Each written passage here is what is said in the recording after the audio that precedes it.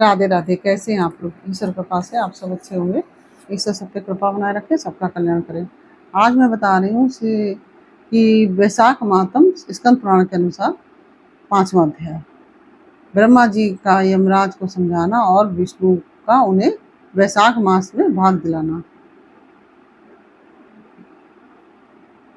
ब्रह्मा जी ने कहा कि यमराज, तुमने क्या आश्चर्य देखा है? क्यों तुम्हें खेद हो रहा है? भगवान गोविंद को एक बार भी प्रणाम कर लिया जाए तो वह 100 अश्वमेध यज्ञों के अवभृत स्नान के समान होता है।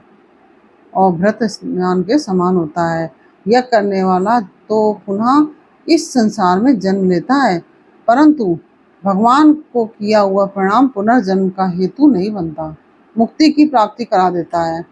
जिसकी जिह्वा के अग्रभाग पर हरि ये दो अक्षर विद्यमान हैं, उसको कुरुक्षेत्र तीर्थ के सेवन अथवा सरस्वती नदी के जल में स्नान करने से क्या लेना है? जो मृत्यु काल में भगवान विष्णु का स्मरण करता है, वह अभक्ष्य भक्षण आदि से प्राप्त हुई पाप राशि का परित्याग करके भगवान विष्णु के सायुज्य को पाता है, क्योंकि भगवान विष्णु को अपना स्मरण बहुत ही प्रिय है। यमराज, इसी प्रकार वैशाख नामक मास भी भगवान विष्णु को प्रिय है। जिसके धर्म को श्रवण करने मात्र से मनुष्य सब पापों से मुक्त हो जाता है, उसके अनुष्ठान में तत्पर रहने वाला मनुष्य कभी मुक्ति को प्राप्त हो तो उसके लिए क्या कहना है। वैशाख मास में भगवान पुरुषोत्तम के नाम और यश का गान किया जाता है, जिससे भगवान बहुत प्रसन्न होते हैं। पुरुषोत्तम श्री हरि संपूर्ण जगत के स्वामी और हमारे जनक हैं। यह राजा कीर्तिमान वैशाख मास में उन्हीं भगवान के प्रिय धर्मों का अनुष्ठान करता है, जिससे प्रशंसित होकर भगवान विष्णु सदा उसकी सहायता में स्थित रहते हैं। भगवान वासुदेव के भक्तों का कभी अमंगल नहीं होता है। उन्हें जन्म, मृत्यु, जरा और व्याधि का भय भी नहीं प्राप्त होता। कार्य में नियुक्त किया हुआ पुरुष यदि अपनी पूरी शक्ति लगाकर स्वामी के कार्य साधन की चेष्टा करता है तो उतने से ही वह कृतार्थ हो जाता है। यदि शक्ति के बाहर का कार्य उपस्थित हो जाए तो स्वामी को उसकी सूचना दे दे। उतना कर देने से वह उरुण हो जाता है और सुख का भागी होता है। जिसने उस प्रायोजन को स्वामी से निवेदित कर दिया है, उसके ऊपर ना तो कोई ऋण है और ना पातक ही लगता है। अपने कर्तव्य पालन के लिए पूरा यत्न कर लेने पर प्राणी का कोई अपराध नहीं रहता। यह कार्य तुम्हारे लिए असंभव है, अतः इसके विषय में तुम्हें शोक नहीं करना चाहिए। ब्रह्मा जी के ऐसा कहने पर यमराज ने दीन वाणी में कहा कि तात, मैंने आपके चरणों की सेवा से सब कुछ पा लिया है। तब ब्रह्मा जी ने पुनः समझाते हुए कहा, धर्मराज, आज कीर्तिमान विष्णु धर्म के पालन में तत्पर है। चलो हम लोग भगवान विष्णु के समीप चलें और उन्हें सब बात बताकर पीछे उनके कथनानुसार कार्य किया जाएगा। वे ही इस जगत के कर्ता, धर्म के रक्षक और नियामक हैं। इस प्रकार यमराज को आश्वासन देकर ब्रह्मा जी उनके साथ क्षीर सागर के तट पर गए। वहां उन्होंने सच्चिदानंद स्वरूप गुणातीत परमेश्वर विष्णु का स्तवन किया। ब्रह्मा जी की स्तुति से संतुष्ट होकर भगवान विष्णु वहां प्रकट हुए। यमराज और ब्रह्मा जी ने तुरंत ही उनके चरणों में मस्तक झुकाया। तब भगवान महाविष्णु ने मेघ के समान गंभीर वाणी में उन दोनों से कहा, तुम लोग यहाँ क्यों आए हो? ब्रह्मा जी ने कहा कि प्रभु, आपके श्रेष्ठ भक्त राजा कीर्तिमान के शासन काल में सब मनुष्य वैशाख धर्म के पालन में संलग्न हो आपके अविनाशी पद को प्राप्त हो रहे हैं। इससे यमपुरी सूनी हो गई है। उनके ऐसा कहने पर भगवान विष्णु हंसते हुए बोले, मैं लक्ष्मी को त्याग दूंगा, अपने प्राण, शरीर, शिव वत्स, कौस्तुभमणि, वैजयंती माला, श्वेतद्वीप, वैकुंठ धाम, क्षीर सागर, शेषनाग तथा गरुड़ जी को भी छोड़ दूंगा, परंतु अपने भक्त का त्याग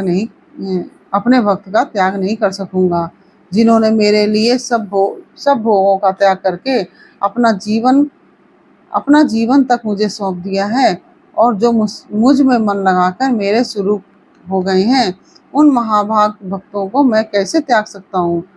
राजा कीर्तिमान को इस पृथ्वी पर मैंने 10,000 वर्षों की आयु दी है, उसमें से 8,000 वर्ष तो बीत गए हैं।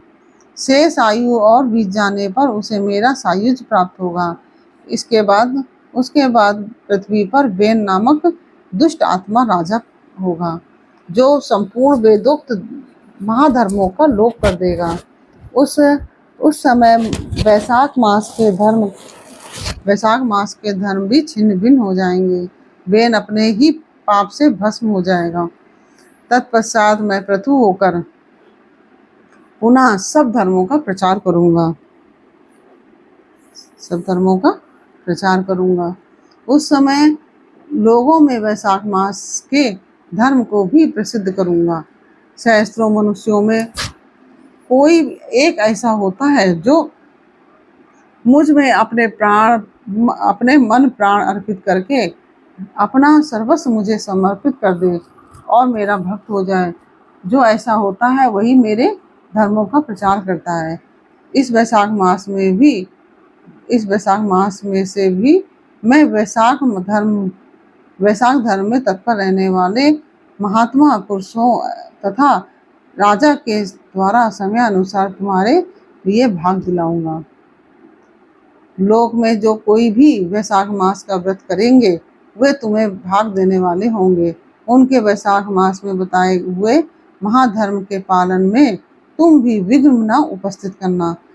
यमराज को इस प्रकार आश्वासन देकर भगवान विष्णु वहीं अंतर ध्यान हो गए। ब्रह्मा जी भी अपने सेवकों के साथ सत्यलोक को चले गए।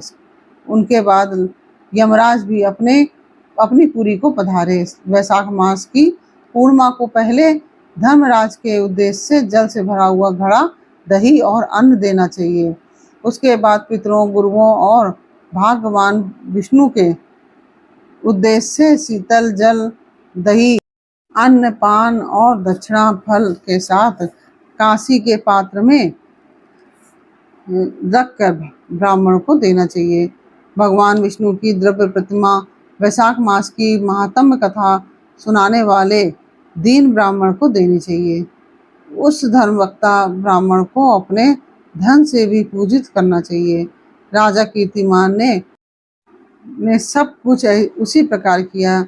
उन्होंने पृथ्वी पर मनवांछित भोग कर शेष आयु पूर्ण होने के पश्चात पुत्र पौत्र आदि के साथ श्री विष्णु धाम को प्रस्थान किया। मिथिलापति ने कहा कि महामते दुरात्मा राजा बैन प्रथम स्वयंभू मनवंतर में हुआ था। ये राजा इक्ष्वाकु कुलभूषण कीर्तिमान वैवस्वत मनवंतर के व्यक्ति हैं। यह बात पहले मैंने आपके मुख से सुन रखी है, परंतु इस समय आपने और ही बात कही है कि यह राजा जब वैकुंठवासी हो जाएंगे उसके बाद राजा बहन उत्पन्न होगा। मेरे इस संशय को आप निवृत्त कीजिए। सुखदेव जी कहते हैं कि राजन, पुराणों में जो विस्मता प्रतीत होती है वह युग भेद और कल्प भेद की व्यवस्था के अनुसार है। किसी कल्प में ऐसा ही हुआ होगा और पहले राजा कीर्तिमान और पीछे बेन हुआ होगा। इसलिए कहीं कथा में समय की विपरीतता देखकर उसके अप्रामाणिक होने की आशंका नहीं करनी चाहिए। इस प्रकार से यह अध्याय पूर्ण हुआ। यह अध्याय आपको कैसा लगा यह मुझे कमेंट बॉक्स में अवश्य बताइए। अच्छा लगा हो तो वीडियो को लाइक शेयर अवश्य कीजिए और कमेंट में राधे राधे अवश्य लिखिए। और यदि आपने मेरे चैनल को सब्सक्राइब नहीं किया है तो प्लीज़ मेरे चैनल को सब्सक्राइब कर लीजिए और बेल आइकन बटन अवश्य दबा दीजिए, जिससे कि मेरे आने वाले सारे वीडियोज़ आपको प्राप्त हो सकें। फिर मिलते हैं आपसे अगले अध्याय के साथ अगले वीडियो में। तब तक के लिए राधे राधे।